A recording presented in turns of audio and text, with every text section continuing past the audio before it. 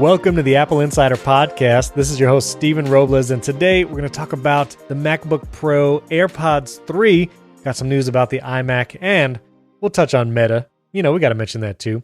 This episode is brought to you by Bespoke Post, Truebill, Prisoner Wine, and ExpressVPN. You'll hear about those in a moment. And joining me, a convert to the Mac ecosystem. Maybe that's a little too soon to say, but Wes Hilliard has joined me. What's going on, Wes? Well, Stephen, it'll surprise you to know that I'm still podcasting from an iPad today. So even with this MacBook sitting right in front of me. Oh, my goodness.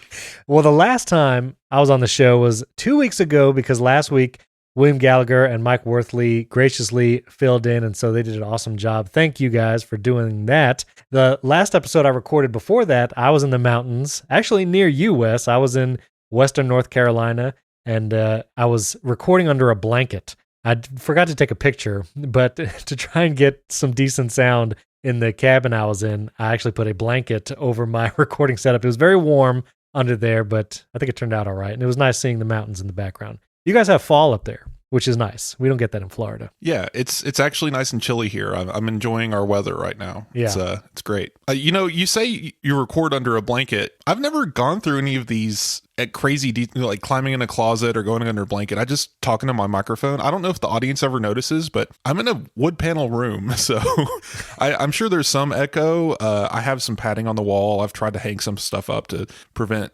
any too much reverb, but yeah, I don't know. Maybe it's the microphone I'm using or whatever, but if you have those really sensitive ones, I guess you do need to have several layers of padding around you. Yeah, I mean, and it depends, carpet helps too, and, just whatever you have in the room can soak up sound, but no, you always sound good, so it's, it's all good. Well, we're going to spend a lot of time on the new MacBook Pro and AirPods 3. I have some thoughts on that as well, but want to hit just some quick news here at the top.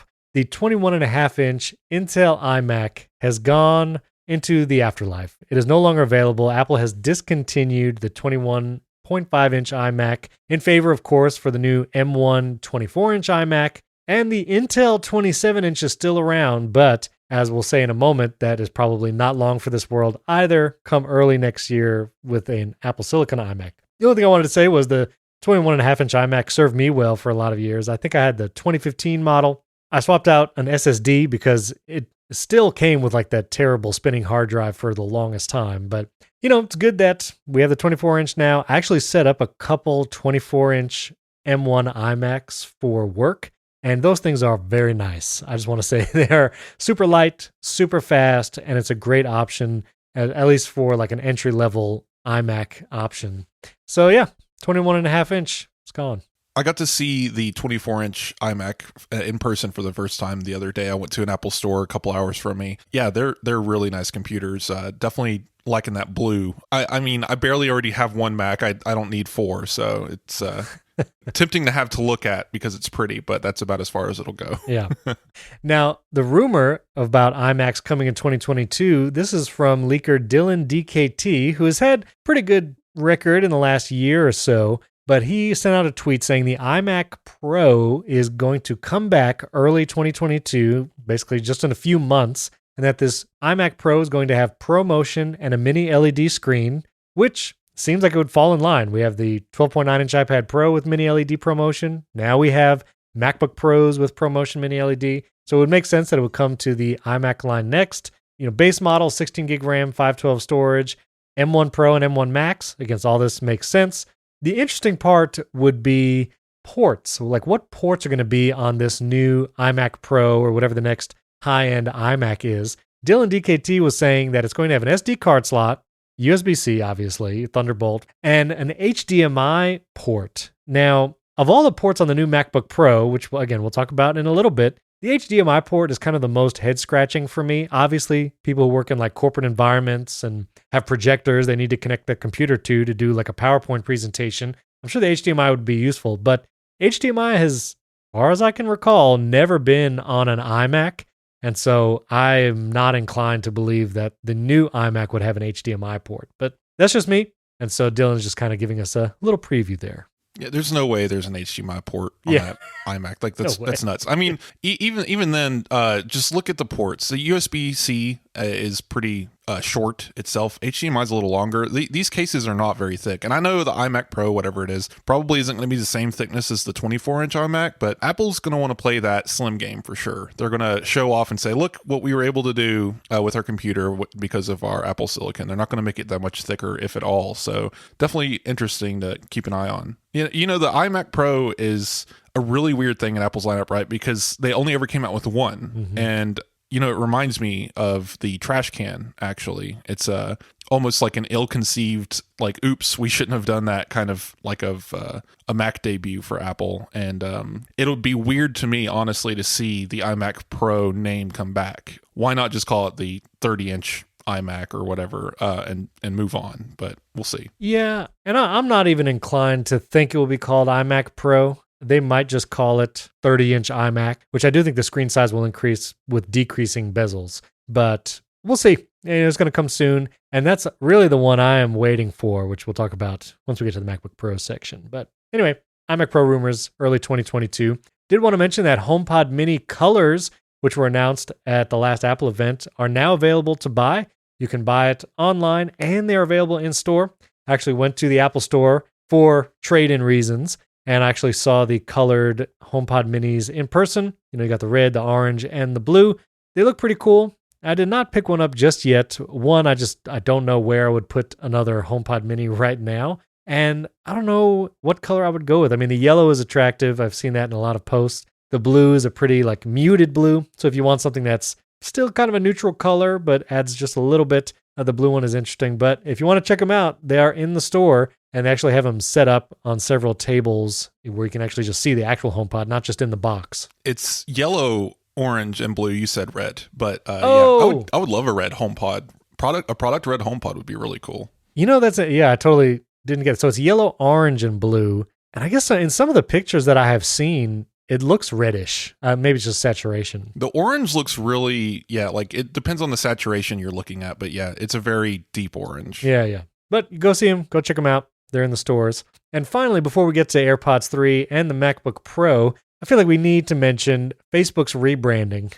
Mark Zuckerberg, they did this big presentation about how they have rebranded their parent company. So they are no longer Facebook as the umbrella corporation. Obviously, Facebook still exists as the app and the service, but they have now become Meta, META, with an interesting, like, infinity in an M-shaped thing. And yeah, they're now Meta, one, to kind of separate the negative connotation that Facebook has in so many people's minds. And it's their focus on VR, AR, and the future, and the metaverse, as you would say. It's Facebook. It's still Facebook. It's still Mark Zuckerberg.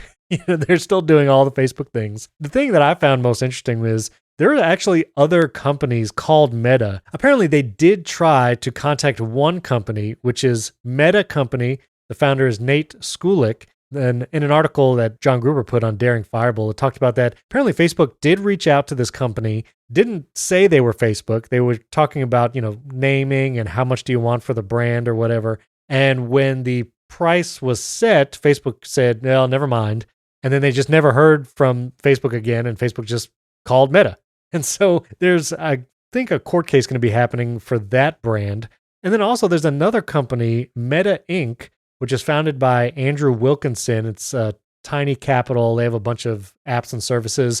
I know of them because MetaLab, one of their subsidiaries, makes a project management platform called Flow. And so I was familiar with this company as well, but Facebook just seemed to kind of like totally steamroll and just say like, forget all these other little Meta companies. Well, little compared to Facebook. They just named their thing Meta and just, I don't know what else to say about it. It's still Facebook.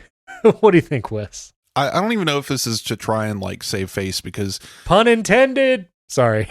You said save face. There you go. Yeah, terrible. No, so this isn't like Alphabet and Google, where when Google split off its company into Alphabet and then started with its alphabetical naming conventions for all of its smaller assets and everything to try and basically hide all of its losses. Google, people forget this, but Google had a lot of failing experiments and bad investments and stuff. So they just said, you know what? We're Alphabet now, and it's really hard for you to tell how much money we're losing when there's 30 companies underneath us. Right. This isn't quite the same thing. It seems to be, like you said, like Facebook's trying to make itself look better. People will buy a Meta Rift VR headset rather than a Facebook Rift or whatever. They're already making weird decisions. It seems like they're trying to spread the skeletons around rather than put them all in one hole. Right. I saw an announcement the other day that seemed really cool at first. Facebook gives up facial recognition. I'm sure everyone saw this. They're deleting their millions of data sets and all this stuff, and you can go immediately to Facebook and opt out of ever being a part of it, blah, blah, blah.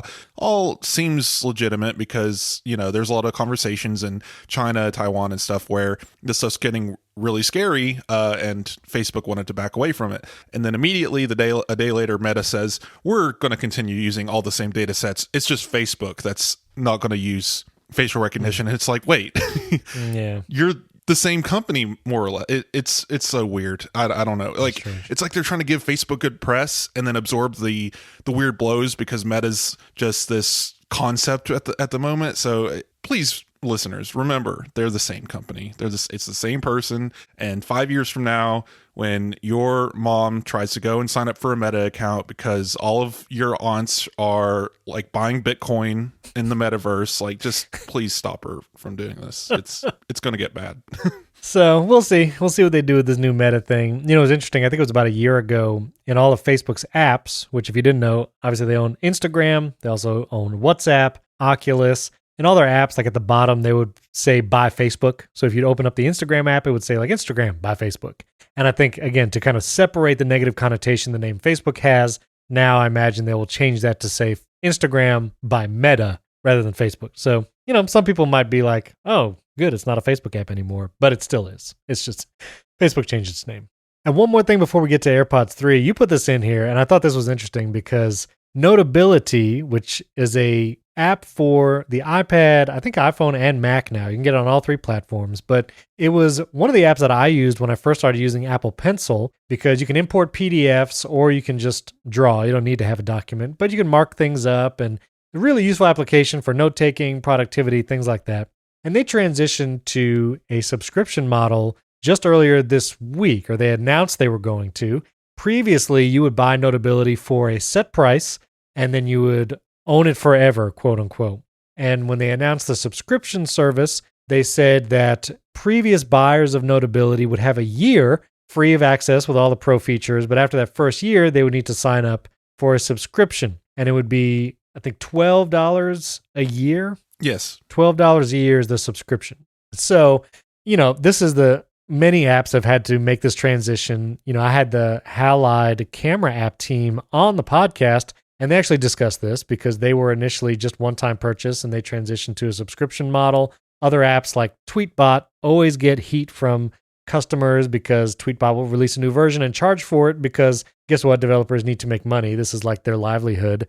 I think Notability, they walked back on the previous customer thing where if you had previously bought Notability in the past, initially they were going to say you have to subscribe after a year, but now they're saying you'll have it forever. There's two conversations in this whole deal. One is Notability, what they did, whether their missteps, and subscriptions as a whole. So first off, Notability, they changed their business model to the subscription, $12 a year, and just instead of really grandfathering in their paid customers, they said, you know what, I can't remember what Notability costs. It's somewhere between $10 and $20, maybe $30 for the Mac app, the usual app pricing. They basically said, okay, existing customers, we're not really going to grandfather you in. Instead, we're going to give you a year free, and we're just going to count that as what you paid for the app in the first place. And in a year, you have to start subscribing, or you're going to go down to the free version, which is basically you get three different pencils, one template of paper, and like limited saves and stuff like that. And there's like it's a very limited version of the app. And customers started, kind of saying, hey, I paid for this, I should own it forever. Like that's kind of how, like that's what I expect to work. And there was a lot of conversation about this on Twitter. You can read the whole thread on this. There's a lot of conversation there. If you can get beyond the usual hot takes, because it took me a moment to actually figure out exactly what people are upset about, because it seemed at first people were just generally upset, like, oh no, another paid subscription app, which was a lot of people still, sadly, but they were more upset that they felt like Notability was taking away their paid app that they had already purchased. And my argument here is yes, Notability messed up. They probably shouldn't have took away so much, in the first place from paid users. They should have pulled the Halide and these other apps, what they've done, which is basically give them the same feature set, kinda. I maybe one or two things missing, but it's overall the same premium feature set. And then in order to get the new features, subscribe. And that's what Notability has shifted to now. So if you were a previous Notability user, you get, on a case-by-case basis, all of the same features that you had when you paid for the app. And as future releases come out, Notability will decide whether or not it's a subscription-only feature or not. And again, paid users will then have to decide if they're going to subscribe or just continue using the base feature set, which is now a little better than just the free version. They're getting grandfathered in a little bit better, which I definitely applaud them for that. That's a good decision. Don't make all of your existing paying customers angry. Maybe incentivize them a little bit to actually pay you more money, which is the goal here anyway. Yeah. And this is tough for every app. I do not envy the developers that make this decision. To support ongoing app development, you need ongoing income, and subscription services is just the best way to guarantee and to project, what is our income over the long term and for at least this year, And in their latest blog post, I'll put a link to this as well. It's on Medium, but they said, we're a small company. We're trying to do the best we can. And so to be clear, if you had previously purchased Notability, the current feature set prior to this subscription change, you'll have access to those features, lifetime access. And new features, like Wes said, Notability will decide whether or not it gets subscription only or if you get those as the lifetime access user as well. The only thing I'll say is I think the way Notability has it here, if they would have launched it like the current situation where if you previously purchased it, you'll have the features that you have forever, there would not have been the same outcry. There'll still be the people that just say like subscriptions are bad. I never want to pay for a subscription. And it's like, well, again, app developers are working on the app every year, so paying every year makes sense. But I do think I like when apps have the subscription option, but then also have like a lifetime purchase option that's way more expensive. They're sometimes very extravagant, like $150, and it's like, right, but I'll just subscribe. Right, like Halide, I think the annual subscription is like $5 or something like that. Like it's nothing. It's very cheap for annual, or you can pay lifetime for like $45, and that feels really good. Like, okay, I can subscribe for a few dollars a year, and you could see if you use this app, if you want it, if it's useful to you. And then lifetime purchase is like $45. I think depending on the app, maybe you can reach closer to $100, but it really depends. Things, I like how Things does it. Things does not have a subscription currently, but their individual apps are on the expensive side when compared to other apps. I think the iOS app is like $10 or something, $15. The Mac app is like $30 to $50 or something like that. But it's worth it. And in their model, which maybe Notability could have done this also, and this is what Tweetbot does. They'll say, okay, version 10, you can have that app and we'll do bug fixes, but if you want the new version, the new features, then version 11 is going to cost you $10. And you can buy it or not. Either way, your current app works just like it does, and that's it. And, honestly, it's kind of how old software purchasing used to work. When you would go and buy, version 5 of whatever piece of software, Print Shop or whatever, you had version 5. And maybe you would get some kind of patch update or maybe not. And when the new version of Print Shop came out, there was no subscription to pay. There was no there might be upgrade pricing, but prior to the internet, it was like you have to go and buy another big box, and version 6 would cost, $50 or $80 or whatever. And so I think app developers can do that, but listen, developers, it's hard. It's hard being a developer. And so if there's they got to eat. They got to eat. And if there's apps that you really find use of, that you use in work or just for fun, and it's a really good app, help the developer, pay for their service, because it's worth it. They do good work. Last thing on the Notability thing, and I want to talk a little more on subscriptions as a whole, but yeah, I think this was PR-wise a bad move. They could have done this in the first place, and I think I don't know if this was ever on the table or if they were just holding this in their cards just in case things blew up. Yeah, it's clear that when moving to a subscription or whatever, these companies need to definitely take into account their current paying user base, because you make those people mad, they're going to leave, and then you've lost a significant portion of people who would have paid the subscription. You got to convince them to stick around. And but the other side of the coin is I kind of get why Notability did this. It's like you said, this isn't 2002 anymore. You're not going to go to the store and buy a CD and have that work forever until the next version comes out, and then you could just choose to ignore that version and keep using the old version of it. Like I remember for the longest time in my high school, we had Windows 2002 and it was 2008, so right, exactly. You get one version of a thing, and as long as it can still install on that computer, it still works. But in the modern era, you're connected to the internet, and your operating system on your devices are getting updated and new features added. So at any point in time, your software could break or be exposed to a new critical bug or security issue. So you need constant maintenance, constant updates. And if you're not paying for that, I don't know what you expect. Like it's like letting your house fall apart. The leak will just go away on its own. You have to spend money to get the quality things. So from Notability's point of view, I see this like, yeah, guys, you paid for this app once 5 years ago, $10. We've given you free updates over this entire lifespan of the app, and asked for nothing. But now we're asking you for $12. Please subscribe or kindly leave, is basically their position.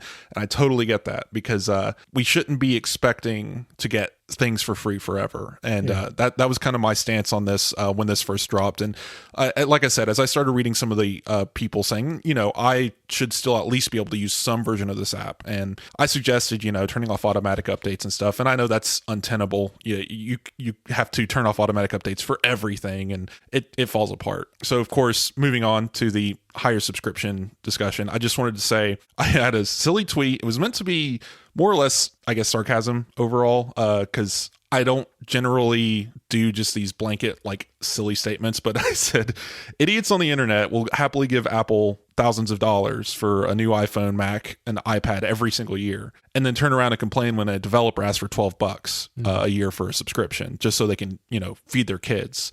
This tweet kind of blew up because a lot of people agreed, especially developers. I look at that like list, and there are so many developers in the likes. It's funny. But then there was a few people like, how dare you insult us? It's like, sorry, man. Like, if you're going to be that person, I'm going to call you an idiot. I'm sorry.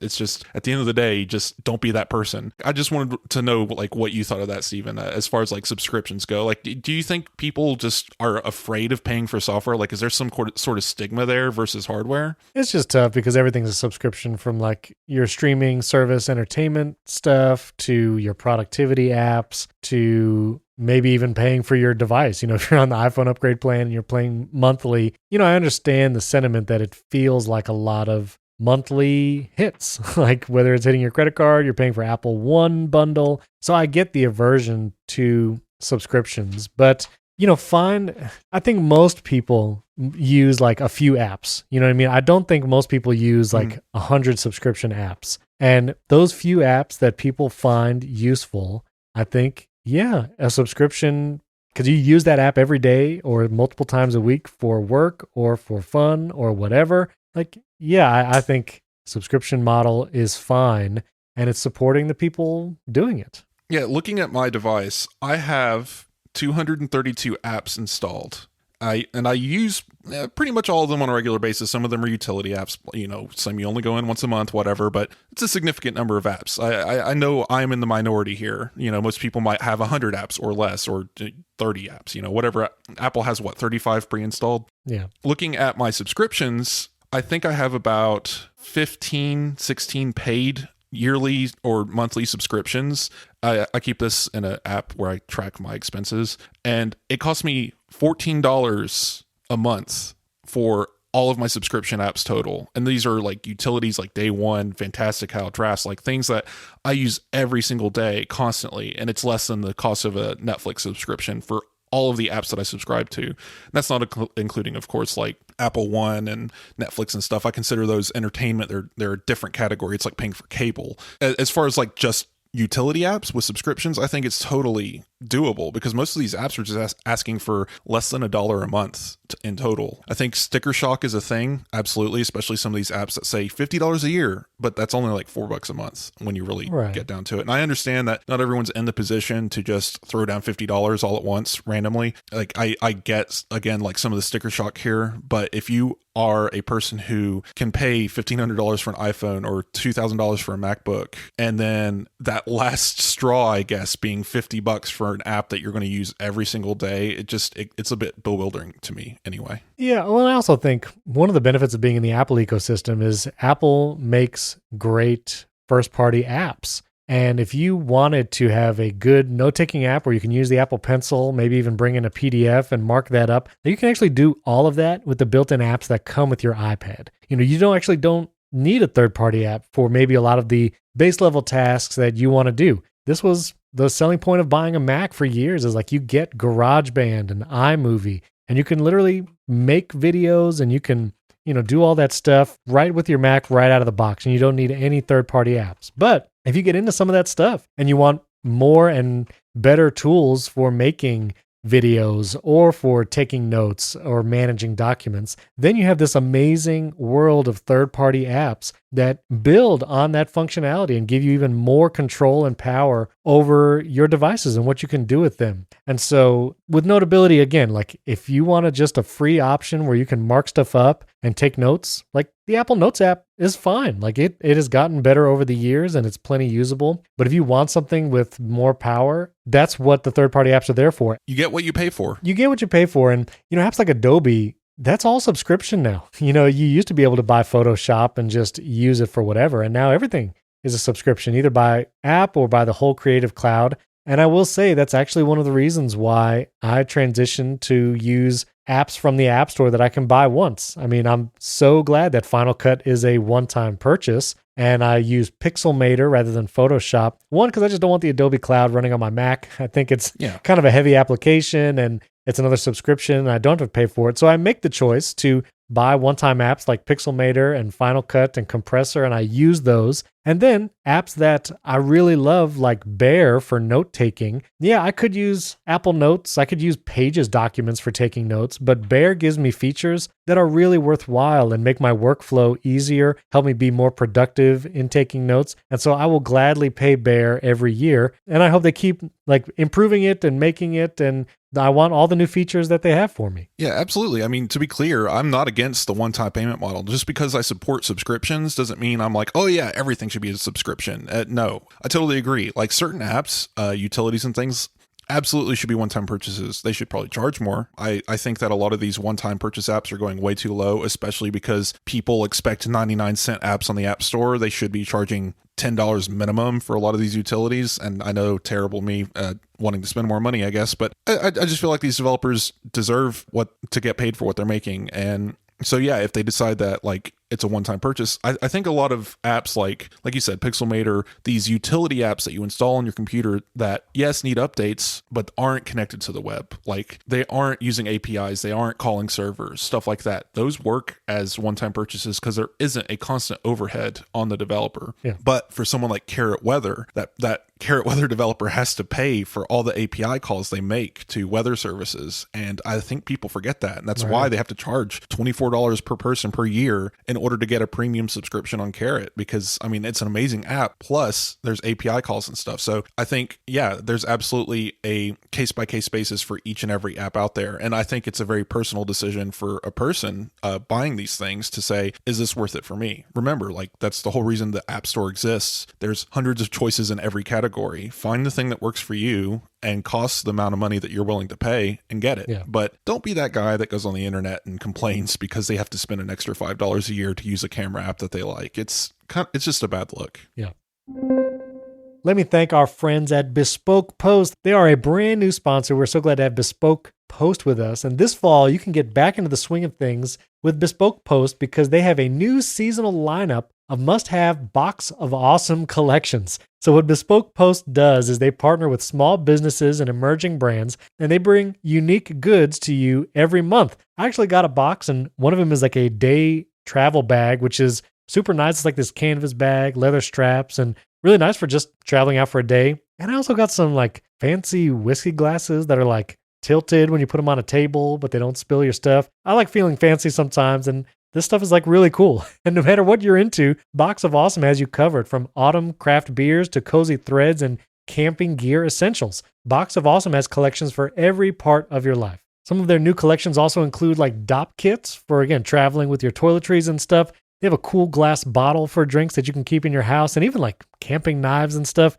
Feel outdoorsy. I don't know. I love this stuff. To get started, you take the quiz at boxofawesome.com, and your answers will help them pick the right Box of Awesome for you. They release new boxes every month across a ton of different categories, and it's free to sign up. You can skip a month or cancel anytime. Each box only costs $45, but has over $70 worth of gear inside. Plus, with each Box of Awesome, you're supporting small businesses. 90% of everything that comes in your Box of Awesome is from a small, up-and-coming brand. Get 20% off your first monthly box when you sign up at boxofawesome.com and enter the code AppleInsider at checkout. That's boxofawesome.com, promo code AppleInsider, all one word, for 20% off your first box. There'll also be a link in the podcast description where you can just go right to their website.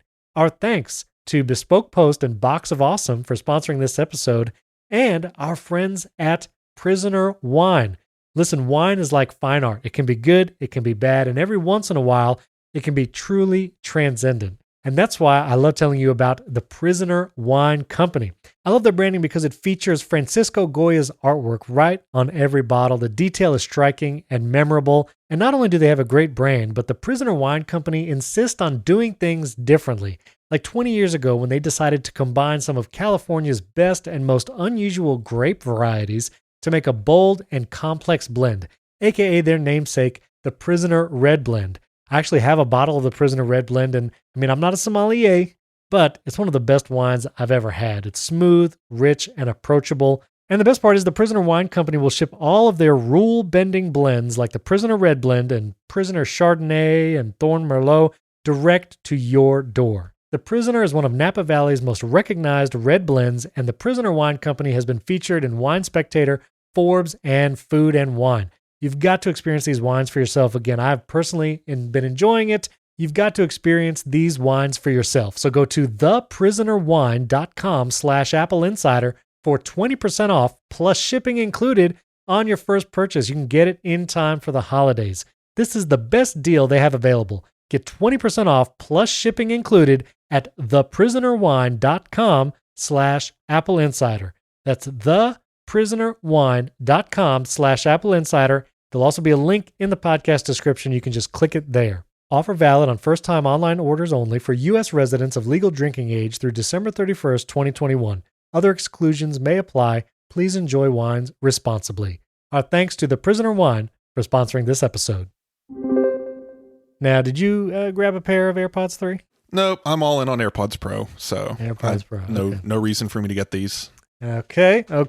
Well, in that case, I will say I got AirPods 3. I actually went a little crazy and got them for the family. So I got my wife a pair because she was still using the original AirPods. And I got my two sons a pair of AirPods 3 as well. They've never had AirPods, and they've only ever used like $15 headphones from a gas station, which when we went on vacation, we were driving. And so we had like a 12-hour road trip. And we stopped at this one gas station rest stop, and they have their little technology section where you can get like chargers that may or may not blow up your phone and cheap headphones. And they had these just 100% AirPod knockoffs. Like it was a white pill charging case, looked like a dental floss charging case. You open it up, the earbuds were white, totally wireless. 100% looked like AirPods. There was a little screen inside, which actually tells you the battery level. These were $15. Like, I kid you not, listeners, $15. This will be the chapter picture art for the podcast,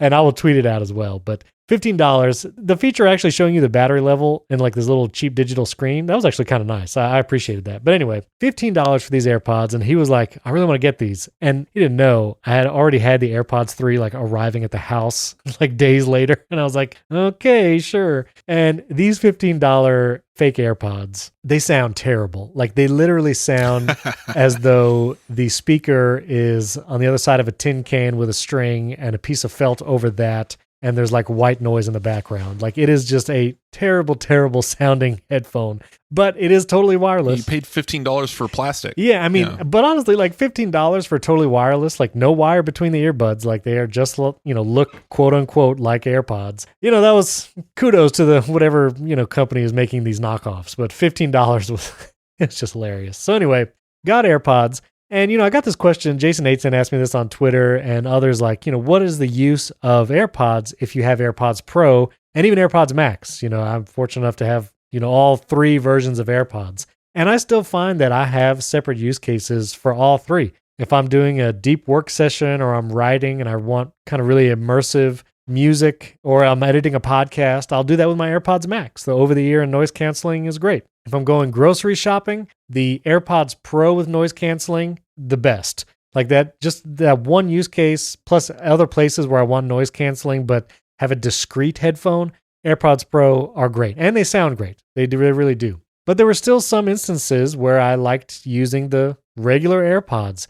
If I go for a walk, I'm not crazy about transparency mode. It feels kind of weird to me. And so I actually prefer just to use AirPods that are not isolating and I can just kind of hear the ambient noise around me through the AirPod. And when I exercise, if I do a bike or walk or elliptical, something about the AirPods Pro, like I don't like sweating in the Comply foam ear tips that I have in them, and the silicone tips slide out actually of my ear that come with the AirPods Pro. So I got the Comply third-party tips and they stay super solid. That's what I, again, use grocery shopping. But exercising with that, I just don't like the feeling of having those in my ear while I'm sweating and stuff. And so I preferred the regular AirPods for that too. So there were enough use cases where I like using the base model AirPods as opposed to the Pro and the Max. And I was very curious about the AirPods 3. And so got a pair. Family got a pair. Family loves them. I mean, it's the first time they've had like modern AirPods. So they're all like, this is amazing. Very cool. So the AirPods 3, they're $180. They're more expensive than,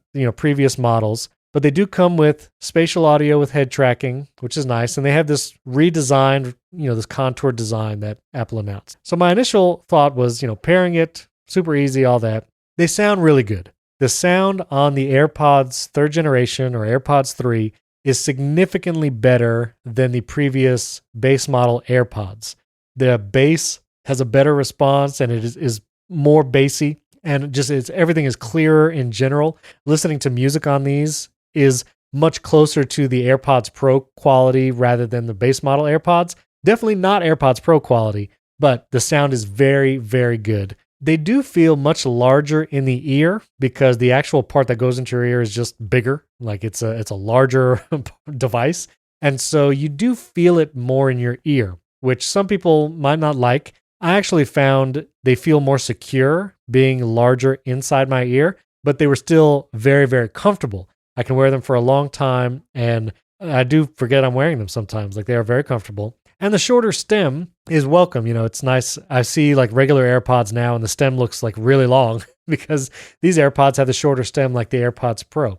My wife, who had regular AirPods before and now she has the AirPods 3, she did say that clicking the stem is a little weird compared to tapping the outside because the way they turn into your ear, like the AirPods 3 are made to go directly into your ear canal. And so tapping the stem kind of makes you have to like reach in a little bit to get it. Like it's not just like tapping the side. So if you liked the tapping, I've heard opinions both ways. Some people are not crazy about the force click on the AirPods 3. Some love it. So that's a preference thing, but I'm used to it with the AirPods Pro. So I was good with that. Feeling larger in the ear, but it does feel comfortable. The bass is really good and they sound really good. And so it's a great option. The problem is oftentimes you can get AirPods Pro on sale for like $200. Like you can go on Amazon and get AirPods Pro, even with the new MagSafe case for $200, which is only $20 away from the AirPods 3 $180 price. And so if you have no AirPods, or maybe you just have the base model AirPods like a couple of years old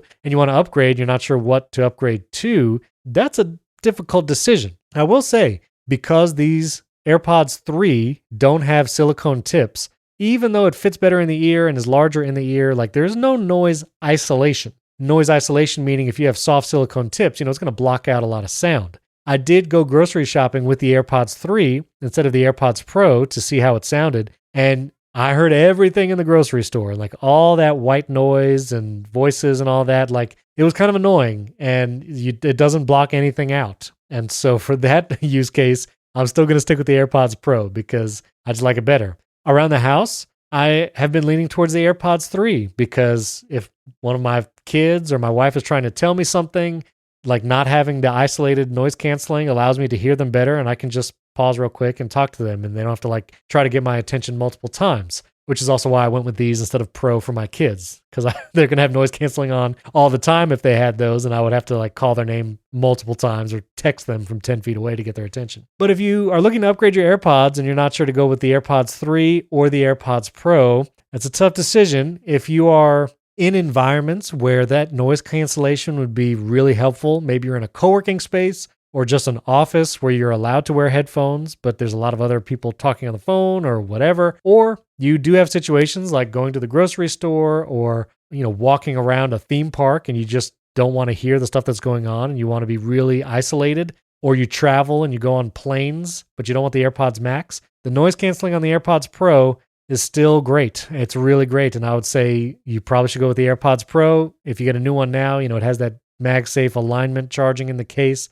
They still sound incredible. I kind of wish Apple updated those recently so it would be easier to say, like, don't buy these 1.5 year old AirPods Pro, like get the new ones. And I don't know, there were rumors that AirPods Pro Generation 2 would be coming out soon, but it doesn't look like it's going to be coming before Christmas. I mean, the AirPods Pro are still great, but they're also 1.5 years old, so not sure about that. If there were colors for the AirPods 3, I would have just bought them just to have a colored set of AirPods. Because I get your different use case thing. It makes sense. I don't know that I have enough varied use. I don't mind wearing the AirPods Pro for everything. Like I don't mind working out in them, walking or whatever. I don't mind transparency mode. I actually prefer it. I use it most of the time I'm wearing them. That's the problem. I just don't have a place for these to fit. But if there was colors, I would have dived on them immediately. And then of course AirPods Pro 2, whenever that happened, I'd probably just got those two. Hopefully, though, Apple embraces some colors at some point. I mean, did you see the Beats Fit Pro that came out same time? I did see those, and I'm like, everyone was raving about them. There's colors. Colors. I mean, barely 4 options, but they're all gray and pink. So at least there's a different option out there. I'm tempted to maybe get my mom a pair of the pink ones because she needs some headphones. The AirPods 3 are definitely in a weird spot. I think financially speaking, yeah, they're basically identically priced. So it's going to be a fit and finish thing. Preferences. Some people really don't like silicone tips. Even with the foam tips from Comply and stuff. Like I remember wearing the AirPods when they first came out. I really like that plastic design. I like how they just slip into the ear. I feel like with even the AirPods Pro, there's some adjusting and placement kind of there's thought to it, whereas the AirPods you don't need any thought. You just stick them in there. There's stuff like that I do miss about it, but yeah, just the feature set overall of the AirPods, I would definitely choose the Pro myself. So yeah, and I will say, so I just looked on Amazon, and I will put this link in the show notes. This is on Amazon from the Apple Store, quote unquote, $190 for AirPods Pro. So that is literally only $10 away from the new AirPods 3rd generation. We're absolutely going to see some AirPods Pro soon. I guess the question remains, is there going to be another AirPods Max sometime in the next 5 years? But ooh, yeah. AirPods Pro, we're getting long in the tooth. That battery, not doing great. I bought mine day one, and it is noticeably shorter on each ear. I don't remember. I think it was like 4.5 hours quoted with ANC on. I'm seeing maybe 3, if that. I don't really time it or anything. It's just I definitely notice that I'm getting that little ding noise in my ear more often, switching between the two. So yeah, the case is still seems to be the same amount, but the AirPods themselves are dying much faster. Yeah, and that is one of the nice things about getting a new pair of AirPods. I was using the AirPods 3. I listened to stuff for, I don't know, maybe 20 minutes, half an hour. Put them back in the case, and it said like 90% battery. And I was like, oh, the new battery smell of a new pair of AirPods. It's very good. So, and these do have improved battery life even over the previous generation. And I will say, I mentioned the MagSafe thing, and I tweeted a picture, like, it's kind of funny, but the alignment of like putting the new AirPods 3 case and the new AirPods Pro case would do this too. You can put it on a MagSafe charger that's even like, standing. Like I have the Belkin 3-in-1 charger, and the MagSafe charger like is elevated. It's floating in midair almost, and it's strong enough to just stick to it. It just sticks to the MagSafe charger, and you don't have to worry about alignment. So it's actually appreciated to have that as part of the feature set in the charging case. So listeners, if you have questions about the AirPods 3, tweet at me. I'll answer whatever else if I didn't cover it here on the show. And I'll be tweeting a picture of those fake AirPods too, because those are hilarious. So there you have it. They sell like 4 different versions of those fake AirPods at my local farmer's market. It's hilarious. That's amazing. Yeah. Someone buys them because they've always had them there. Absolutely. Yeah. Let's take one more break, and then we're going to talk about the MacBook Pro. We want to tell you about our friends at Truebill.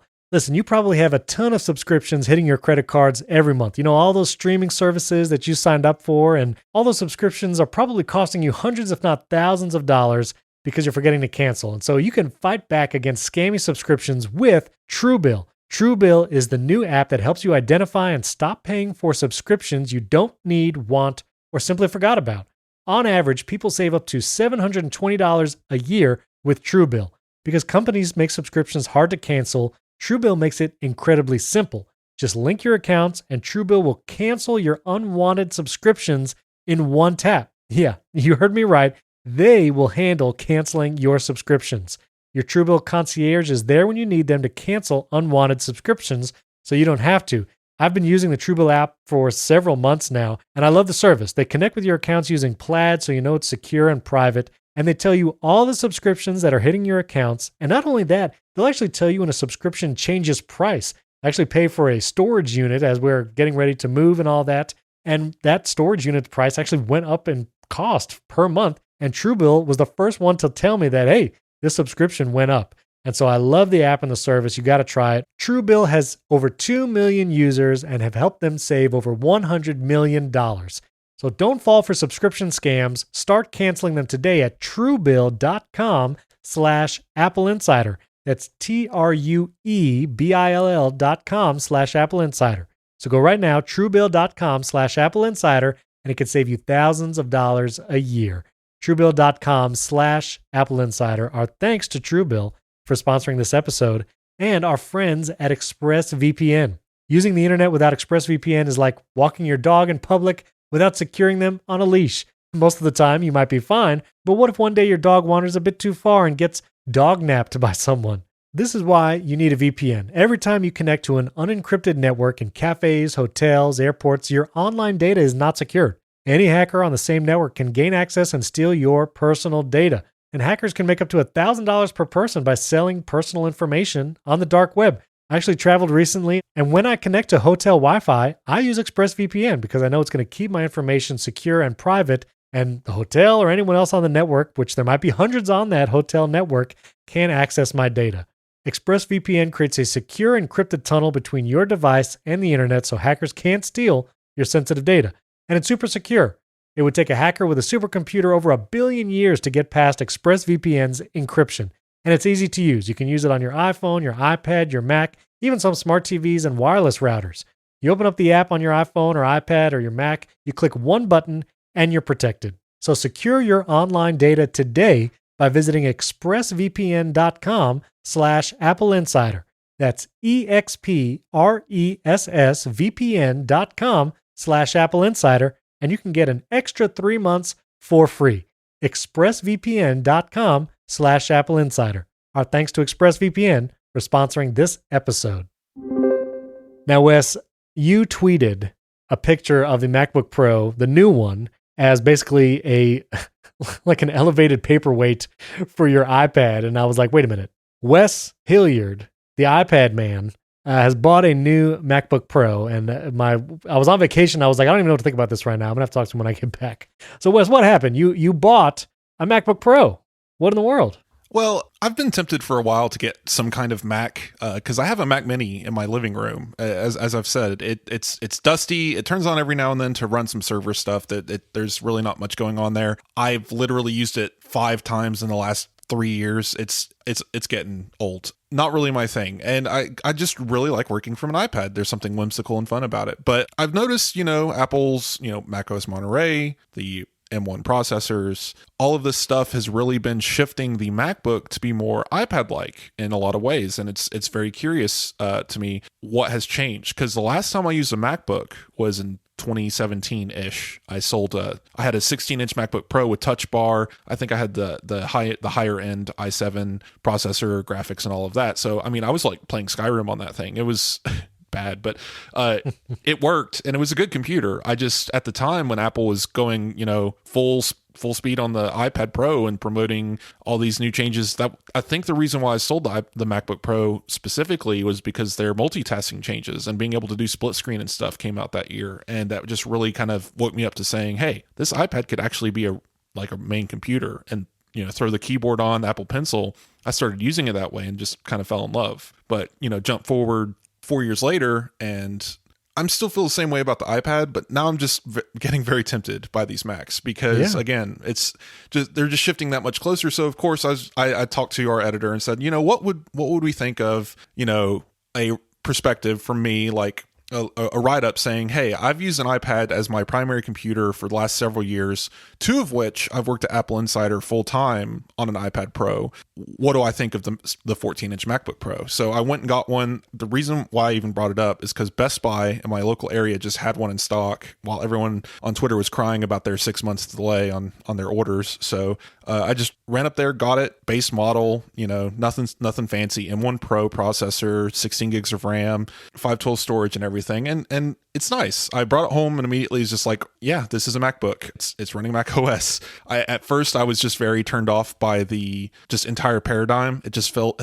as I've said before, it just feels dated to me. It feels like I'm back in high school using that Windows computer running Microsoft 2003. But it's grown on me over the last few days, for sure. I've found a lot of things that I can do with it that, of course, you can't do on an iPad. I'll definitely be writing a story on this in the next couple of weeks to define it. Next time I'm on the podcast, I'll dig into it more. But yeah, it's definitely interesting. Well, my situation was I did not buy these after the announcement, even though they went up for sale right after. Of course, I played with the configurator for like an hour, and I was like, am I going to buy one of these? But I didn't, because my true desire is to have a pro level desktop, whether it's the iMac Pro that comes early next year or some kind of Mac Mini Pro that is powered by an M1 Max and spec it out. I really want a desktop because I want it just to be there on all the time. I don't have to worry about docking or battery life in a device. And so I really just wanted to hold out for that. And then all the reviews came out of the new 14-inch MacBook Pro and the 16-inch. And I see people tweeting about it. And I'm like, man, this thing looks really, really nice. And I'm not going to use the HDMI port, which we could talk about ports later, but the SD card slot on that thing, plus MagSafe, was very tempting. And the screen, I'm accustomed to a mini LED screen on my 12.9-inch iPad Pro, and I do edit videos sometimes for AppleInsider and do product reviews, and I would love to have that great screen to do Final Cut work, and I do export those 4K videos periodically, so I was like, shoot, I'm going to get one of these, aren't I? And if I had to order one and wait like for weeks or even months, I probably would not have done it. But I kept my eye on the local Apple stores here in Central Florida. And when you go to get the new 14-inch MacBook Pro or the 16-inch, but I was looking at the 14-inch, there's kind of 2 base models. You have the base model for $2,000. You get the 8-core CPU, 14-core GPU, 512 storage. And then there's like a second base model which gives you 10-core CPU, so 2 more cores, 16-core GPU, 2 more GPU cores, and a terabyte of SSD storage. And that was, aside from the M1 Pro chip, obviously, that was equivalent to my M1 MacBook Pro that I bought last November, which that has been my sole Mac. I've been using it for all of my video editing and podcast recording, and it was great. It has the 16 gigs of RAM, just like my M1, this M1 Pro did, and the 1 terabyte SSD. So I was like, okay, what would I get for a trade-in for my M1 MacBook Pro? Because if I can get a decent amount right now, maybe that will sway me to getting one of these new ones. And I did the trade-in calculator as I went to buy, and they were going to give me like $967 for my M1 MacBook Pro that's a year old. So $1,000. Yes, I probably could have gotten more if I sold it, on Facebook Marketplace or whatever, but I didn't want to deal with that. I just wanted to give it to Apple and get whatever value they were going to give me. And so the fact that it was $1,000 for my M1 MacBook Pro, I was like, okay. And I wasn't going to spec anything up. I was going to get this kind of second tier base model because it matched my M1. I had 16 gigs of RAM and a terabyte SSD in my M1 MacBook Pro. And I was like, okay, I'm going to replace this and still wait to have a spec'd out desktop because that's what I really want. And I was able to justify it in my mind in that way to say, I'm just going to replace kind of a base model MacBook Pro, and I'm going to still wait to spend kind of the big money on the desktop. And the 14-inch came in stock. It's amazing. Like every day it's different. Some days it's in stock, some days it's not, depending on the store. But that 14-inch, that secondary tier base model was available for pickup at the Apple Brandon Apple Store. And I was like, I'm going to do it. And so I did it, ordered it for pickup, went to it. I picked it up, I think it was last Saturday. Now, when I did the purchasing, you can kind of do the trade-in at the same time. And anytime I've traded stuff in before, I was able to do it in the store. You just bring them your old device and they'll take the amount off the new purchase or give you a gift card for a trade-in or whatever. And so when I did the purchase, it said you can't trade in MacBook Pros in store. You're going to have to mail it back. And I wasn't crazy about mailing a MacBook Pro back. Is it going to get lost in the mail? I've heard, challenges other people have had in the past. So I was like, okay, I'll do it. So I went to pick up the new 14-inch. I didn't bring in my old M1. And I asked them, I was like, can I trade my old one in store? Like, if I would have brought it, could I just have traded it in right here? Because the checkout told me I couldn't. And they said, oh, yeah, we could do that. We'll trade it in store. We'll give you the value right here. You don't have to mail it away. And I was like, okay, well, I wish I would have brought it, but I'll come back tomorrow. And so I came back the next day, Sunday, with my M1 MacBook Pro. And the manager did have to come out. There was like this weird thing where they couldn't just credit my Apple Card, which I had bought the new 14-inch on. They ended up having to basically give me Apple Cash, which you can then like put towards a credit card payment for the Apple Card. But I was like, okay, I guess I'll take the Apple Cash. It should be fine. And the manager of the store was very nice. He was like, yeah, it's no problem. It'll show up right away. And so I did the trade-in, handed them my M1 MacBook Pro. I did the Apple Cash like tap payment on their thing to get the trade-in value and like didn't appear on the Apple Cash card on my iPhone wallet. And I was like, okay, how long does it take? And the manager was like, oh, it'll show up in a couple minutes. So like, all right, well, I'm going to hang out just for a couple minutes because this is like $1,000 trade-in and I want to make sure I have this money. And so we were kind of shooting the breeze. I told him I like do videos for AppleInsider and, obviously told him about the podcast. And so we were having a good time. And like 10 minutes later, it still hadn't shown up. My Apple Card, like cash balance was still nothing. And I was like, so when is it going to show up again? And they're like, well, did you get the email saying you got the trade-in value? So I checked my email and yes, it said that money was going into my Apple Cash. And he's like, well, as long as you got the email, that's the confirmation. You should be good to go. And I was like, okay, I guess. And so I left without that money in the Apple Cash card. And I was checking that thing religiously for the next 3 days. And it took 3 days to show up in the Apple Cash card. It was, I think, Tuesday. So Sunday, Monday, Tuesday, I opened the Apple wallet and finally saw that there was like the $1,000 that hit the Apple Cash card. So just as a whole trade-in experience story, sometimes it takes a couple days for that Apple Cash to come in. But if you're also wanting to get one of these new MacBook Pros and trade in an older Mac, they can take it in the store. You don't have to mail it away. So all of that to say that was my experience there. Yeah, I mean, they had to mail the check to Apple to make sure it cleared before you got your Apple Cash. Yeah, exactly. No, it's definitely interesting. I mean, I feel like these days, especially with Apple, certain companies, trade-in values are really good. Yeah. Because, you're going through the secondary market, you're playing with a lot of luck. Someone has to want it. Someone has to want it for the money that you're asking for, and you have to meet up and not die. So going through trade-in in store, it's usually the better choice, at least easier. I prefer, that's how I do my iPhone every year. I just go through the Verizon upgrade program, let them give them the old phone, get the new phone, never have to think about selling it. I have an Apple Watch Series 6 here that I haven't even advertised for sale yet because I keep forgetting about it. It's one of those things where sometimes trade-in is just the smarter thing to do. And I will say the trade-in, because I thought about trading in my Series 6, and it's a titanium model, which is the expensive edition models. And Apple was only giving $275 for that titanium Series 6. And that was not a value that I felt was good. So I didn't trade in my Series 6. I'm actually going to see if it's too big for my wife. My wife's been using it. And if she likes it, it'll be an upgrade from her 4. I don't know. I wouldn't take $275 for a titanium year-old Apple Watch. No, that's a little ridiculous. Last thing before we dive into these MacBooks a little bit, I did want to point out, I'm not switching to a MacBook.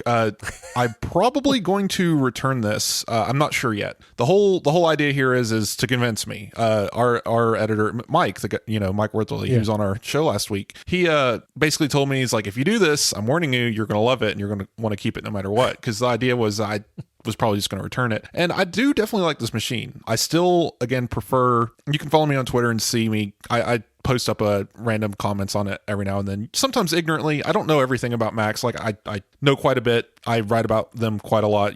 It's not that. It's just there's certain little things that you forget, especially if you haven't used them for a few years. It's just like Steven, you corrected me on one thing. It's to scroll down the list of files and you'll find the photos picker and the document picker, and it's just like, come on. Anyway, likely is not. This is the super base model, 8-core CPU. Probably going to return this no matter what, just because it is the base one, and I'll feel bad if I just have that one. So Best Buy has a lovely holiday return policy. I can keep this guy until like January. So I'll have it for a while to play with. Once I feel confident, and if I really decide that this is just going to be part of my workflow, because I'm not going to buy this and just put it under my desk. I'm going to use it for work. So then yes, I would be kind of shifting my at least daily work to my MacBook, because as I've noticed over the last few days, there's certain things that are just I can do either faster or just simply because I can have an extended display on my external monitor, stuff like that. Like there's such small things here that I've noticed that I'm enjoying that Apple could change tomorrow in iPad OS, because it's just a software limitation, and I would be back on the iPad again and have wasted $2,000 on a MacBook. Like that, it's that close. It's how silly it is. So I want to get into some of the details about macOS in a second for sure. Just high level, like new MacBook Pros, I took it out of the box when I got it, and hardware wise, the design is very nostalgic for me. My first Mac was a 12-inch G4 PowerBook. Yeah, and the hardware is just beautiful. So nice. The fit and finish of it, the MacBook Pro imprint that's on the underside of the computer is just such a nice touch. And it feels so solid. Like the lid on this MacBook Pro feels more substantial. There's something about the lid I really like. The way it feels, like when you're like just grabbing it to lift it up. There's something like the texture, I guess, is really nice. Yeah, and like it just feels like a substantial, significant lid. And not like heavy or awkward or bulky, but just feels like pro. Like this is a pro lid. Did you get the silver or space gray? Space gray with white cable. Jeez, right. Apple, why? Come on. I know. That's the unfortunate part. But, I've seen the silvers. The silver does look very nice, but I really like my space gray. The keyboard with the full height function keys rather than the touch bar, I'm liking that. I did not use the touch bar very much before. I actually use this in clamshell mode, like when I'm recording a podcast right now anyways. So, I don't even use the keyboard like right now, but everything about the hardware is just beautiful. It feels nostalgic. Really like it. I can give you a couple of immediate impressions if you want. Yeah, go for it. First of all, I'll say I think the iPad, I know it's controversial, I think the iPad's actually a better laptop for me. This thing is a great desktop tool. I love slapping it into the Thunderbolt port, having it connect to all the stuff on my desktop, just like the iPad, and have a full-size monitor display. All that stuff's cool. But when I carry this thing around as a laptop, or I've taken it to my living room and use it in the lap and stuff, it's nice, but my eyesight must be going or something, because it just seems like the screen is so far away. You know how the iPad and the Magic Keyboard lifts the screen up and it's tilted towards your face? Right. Whereas in order to get the angle right on the MacBook, you have to push the screen further away from you. It's the opposite on the iPad. You actually pull the screen closer to you when you want to angle it to your face. Right. Just one of the small things I noticed when working between the two. Yeah. So for me personally, honestly, I love that Magic Keyboard design, and I think it actually works a little bit better as a laptop. And I hope here soon we see a aluminum Magic Keyboard with the same articulating hinges, because that thing's cool. Hardware wise, though, yeah, this thing is just a beautiful machine to look at. I was holding it next to the iPad Pro in the Magic Keyboard, and they're basically the same thickness, nearly the same weight. 14-inch MacBook Pro is obviously a little bit bigger because it is a bigger display, but yeah, it's just it's a computer. Overall, though, my impressions are that I really like the hardware. Like it's just one of those things like I just would like to have just because it's a nice thing. It's just really well designed. Yeah. Now it is a little thicker and wider than the 13-inch M1 MacBook Pro, and I realized that several ways. One, I had a laptop sleeve from Harbor London that fit the 13-inch great. The 14-inch does not fit. And so I ordered another sleeve from them. It comes in tomorrow. I'll talk about that next week. And also my Bridge vertical dock, which I loved. That's what I used at my desk all the time for docking. It will not fit in that at all. Bridge has not said whether or not they will be making a vertical dock for the 14-inch. I really hope they do. And I've been tweeting at him to see if they will do it. So I kind of just took the vertical dock away and just put my MacBook Pro just on the desk, and I plugged one cable into it. I had to rework some of my signal chain for the Thunderbolt docks because the Bridge vertical dock makes use of two cables. There's two cables coming out, but I didn't want to have to connect two cables every time to my MacBook Pro now. So I was able to rearrange everything. There's one dock that's like daisy chained, but one cable allows me to connect to everything. I have an external hard drive, my LG Ultrafine, my Mix Pre 3 sound device, plus the Thunderbolt 3 dock where I have my SD card stuff, and the Ethernet jack on that, plus Blackmagic ATEM switcher, so everything through one cable, which is still amazing. The other thing about the hardware, again, everything is great. I love having MagSafe back again. It's really cool. But I also love being able to charge with a USB-C also because, I only have one MagSafe cable. There's only one that comes with the computer, and I have not bought more MagSafe cables. I may, but it's nice because if I have a specific bag, like I have a Peak Design backpack that I'll bring if I'm going to do some shooting, I have USB-C cables and USB-C chargers from Anker. I don't want to have to move the MagSafe charger every time I use a different bag. So it's nice. I can just charge it with the USB-C cables that I have, and that works great. Now it comes to the display. So the display is the ProMotion, the variable refresh rate, it's a mini LED display with the notch. Now I will say coming from the 12.9-inch iPad Pro that has mini LED, the display looks just as good, if not even slightly better than that. The display is great. You can watch HDR content even on YouTube, and you see that HDR difference. It becomes brighter, and you can even move that window around the laptop screen. And because of the variable refresh 120 hertz, the HDR section of the web browser playing the YouTube video will stay HDR, and everything else will, not be. And it's lightning fast. You don't see any jitter or lag. And so the display is beautiful. Now the notch, I'd be curious your thoughts on it because there's no notch on the iPad Pro. It does go away sometimes for the most part. I did notice some strange behavior with menu bar icons.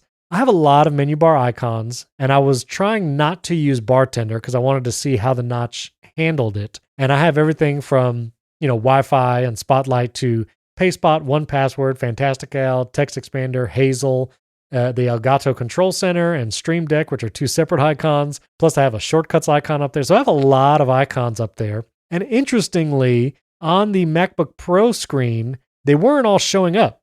They went up to the notch, and then there were no more. They didn't go to the other side of the notch, and I was actually missing a couple menu bar icons. When I plugged my new 14-inch MacBook Pro into my LG Ultrafine display, then all the icons appear in the menu bar, and I have access to all of them. So that's a little bit of a weird behavior. I thought the menu bar icons were going to go to the other side of the notch, but that doesn't seem to be the case. It seems like the OS is kind of just deciding what menu bar icons to show or hide in that. But what have been your thoughts on the display? Nobody needs that many menu bar icons ever. Oh, you don't know. That's why we're going to get to that and why the utilities are what makes macOS great. But anyway, go ahead. Yeah, no, I got a lot of stuff to dig into on this thing. I've only had it for a few days, and it's been a busy few days. So of course, I'm still digging through.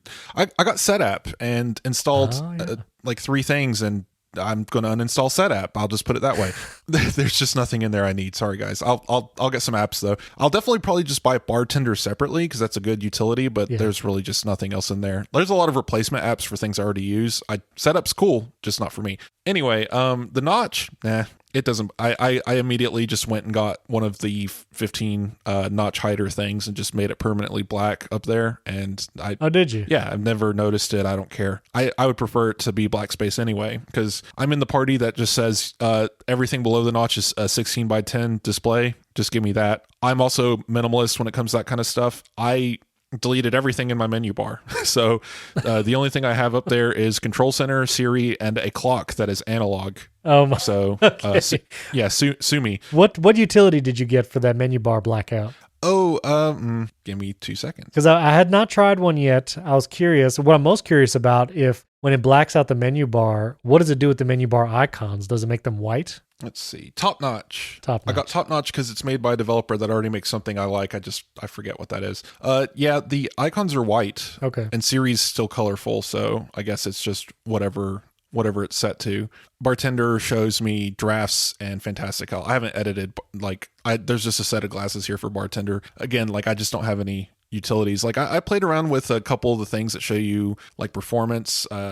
What's that one called that everyone likes? iStat menus I played around with that adds 400 things to your menu. I didn't care for that too much. Cool stuff, just nothing I'll ever need. Yeah, again, I'm coming from an iPad where the menu bar is a clock and the Wi-Fi thing, so Yeah. just not something where I just don't feel like I need a lot of tools and information up there, but something I'll probably look into as I go along here. Well, I'll make a couple recommendations in a moment. The last thing I want to say, just as I was setting up, I typically like to set up a new Mac from scratch and not migrate stuff because, when you have a Mac over time, sometimes if you're downloading utilities and third-party apps outside of the App Store, stuff can just, be in the libraries or whatever. But I had kept my M1 MacBook Pro pretty clean, just installing what I needed and deleting things when I didn't. I use Hazel, which will find any library files when you delete an application that might be hidden and will eliminate those as well. But I did the migration assistant from my M1 to the M1 Pro, MacBook Pro that I have now. And over a Thunderbolt cable, it was super fast. I mean, it transferred everything in 20 minutes. And it was just like I had opened up my M1 MacBook Pro. Everything was as I had wanted. Some of the apps were broken, like Skype wouldn't open for some reason. Once I updated to the latest Monterey, 12.0.1 or whatever, then everything worked fine again. So there was some kind of weirdness there. If you use an app like Audio Hijack, then you also have to lessen the disk security, which is a bunch of voodoo you have to do. Audio Hijack walks you through it, but that's another thing you have to do. So Migration Assistant, just want to say, works really well, especially over a Thunderbolt cable. And a quick word on performance. I got the M1 Pro, that's secondary tier, which is the 10-core CPU, 16-core GPU. And I did a couple things in Final Cut, and I did notice, hey, it's faster than the M1. And if I had the M1 Max, it would be even faster. I will refer to a video that Andrew did, which was a great comparison between the M1, M1 Pro, and M1 Max. There's the spec'd out M1 Max, and then the M1 Pro as well. That article and video really shows basically the M1 Pro base model is twice as fast as the M1, and the M1 Max is twice as fast as the M1 Pro. And so it's kind of an easy tiered speed thing. And so if you want the most speed, get the M1 Max. If you don't need all that GPU power, the M1 Pro is really great for pretty much everything else. And so I did notice a performance improvement, and it's twice as fast at rendering stuff than my M1. And so, I'll just watch that video from Andrew and you can see the direct comparison. When it comes to what makes macOS great, I'm going to recommend you try two things and see what you think. One is a clipboard manager. Have you tried a clipboard manager yet? No, that's on my to-do list. So I recommend Pastebot. The makers of Tweetbot, which is a great Twitter app, Tapbots is the developer. Pastebot is what I use. It lives in the menu bar. As I said, this might be useful enough to live in the menu bar, but it keeps track of everything that you copy and paste, and you can go back and refer to things. And if you use that for a little while, I find that very useful. Again, one reason, use macOS right there, Pastebot. And I also recommend, I don't know if they have a free trial or not, but Text Expander is an excellent application. I've been using it for a long time, where you can kind of do this with keyboard shortcuts and doing autocorrect programming, but Text Expander is a powerful application where you can just type a few little snippets of letters or whatever, and you can have it expand into longer strings of text for whatever you want. I recommend just to start, make something like ;EM your email address. And then anytime you have to type in your email address, rather than typing out the whole thing, you just hit ;EM and it expands your email address instantly, and it's correct. It's spelled correctly. You don't have any, spelling errors because Text Expander is expanding it to the full email address that you had put in the app. So Text Expander, because it's a Mac application, it is system-wide and it works everywhere. If you use Text Expander on iPad, you either have to use their third-party keyboard, or some apps support it like Bear, where you can actually use your Text Expander snippets within the app, but it's not system-wide. And so that's one of the benefits of macOS is you have Pastebot and Text Expander that work system-wide across the whole deal. Yeah, Text Expander is cool. I've used Apple's built-in keyboard shortcut mechanism forever on iPad and found it to be great. Like I already have several shortcuts for different emoji, for my email address, for getting the AppleInsider URL for specific pages. Like I use it all the time for iPad, and it actually carried over to my Mac. So the entire time I've been using my Mac, I've been using the same keyboard strokes to get all of my quick little keyboard shortcuts. So I understand that Text Expander is a much improved version of this, and it's something I can definitely look at. But for me, kind of like 1Password is to Apple passwords, it's probably enough to keep using Apple's utility, but I'll definitely try it at the very least. Yeah. And then the last thing I would suggest for you, Wes, but this podcast we're recording right now, if you do it on your Mac, the Mac can use your USB microphone both in Skype and in QuickTime to record all at the same time, which again, absolutely, like you were saying, is totally a limitation of iPad OS, and Apple could change it in a software update, but it's something the Mac can do. Yeah, Again, the only reason why I'm recording on my iPad today is because I just didn't want to go through any of the hullabaloo of setting it up. I know it would take 2 seconds. Whatever. We already know what works. I didn't want to mess with that just for today's show.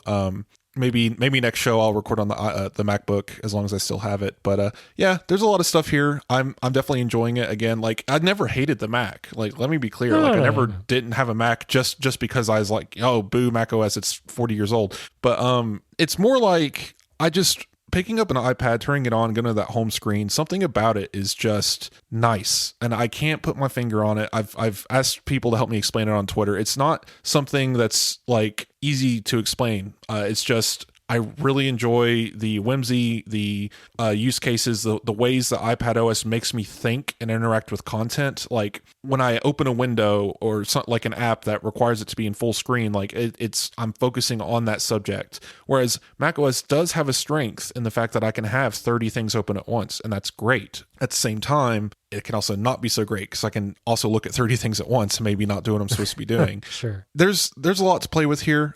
Things that I'm excited about is like universal control. I want to see what that's like. I've been using Sidecar so that I can still have my iPad Pro here and use it as another display. It's been handy. It's been very buggy in this macOS release. I've seen people talk about this, but when it works really nice. And I like that you can actually go into display settings and adjust where your Sidecar window appears. So my iPad's actually between my MacBook and my external display, and I'm actually able to set my Sidecar window between those two and have the cursor moved between them. So it's really cool. That's pretty cool.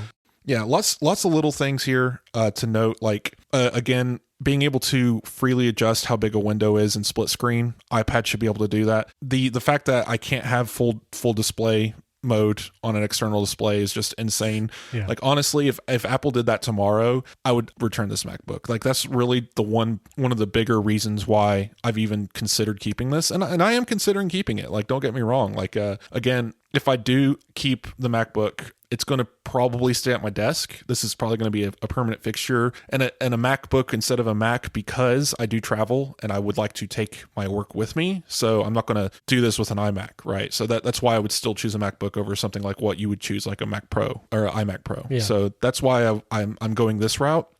Maybe I'll upgrade. Like again, this one's probably gonna get returned no matter what because I'm gonna probably get a nicer version.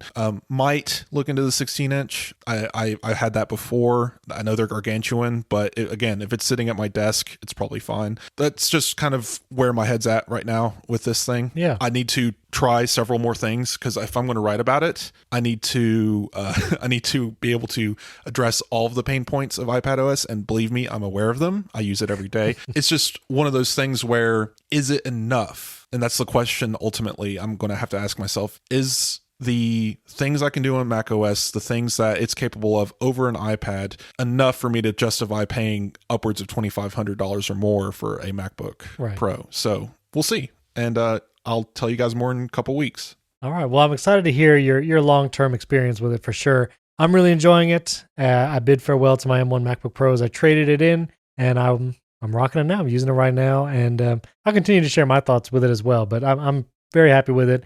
Also very curious to see what Apple comes out with in their Pro level desktops for sure. I'm curious about Mac Mini Pro and iMac Pro. Last thing, as we move on from the MacBook Pro, just want to say this because I think it's hilarious. That guy who put a USB-C port on his iPhone is now selling it on eBay, and the bidding is like past $85,000 right now. So if you were wondering whether or not that people want USB-C port on an iPhone, there's at least people willing to pay thousands of dollars for it. So you have that. I don't understand what I guess collectible. I guess It doesn't function well. I don't know. I don't know. Moving on. Yeah. I will also put, there was an awesome interview on the Upgrade podcast with Jason Snell and Mike Hurley. They had two Apple executives on their show, Tim Millett and Tom Boger. They talked about the M1 Pro and M1 Max and the development of those chips. And it was a really good interview, kind of seeing some of the behind the scenes information on the development of that. And so I'll put a link to that in show notes if you want to listen to that podcast as well. It was really good. But listeners, let us know what questions you have about the MacBook Pro, AirPods 3, and anything else. You can tweet at Wes and myself. Our Twitter handles are in the show notes. We would also greatly appreciate a 5-star rating and review in Apple Podcasts for the Apple Insider podcast. That supports the show. And you can even support the show directly with $5 a month, either directly in Apple Podcasts or patreon.com/Apple Insider. You'll get an ad-free, uninterrupted version of the show, plus early access there. And we also have a private Discord channel where they're going to be posting some stuff in there very soon. You can check that out. And also, don't forget to listen to HomeKit Insider with Andrew O'Hara and myself, where we talk about smart home and HomeKit products. Thanks for tuning in this week. It's good to be back. We'll catch you next time.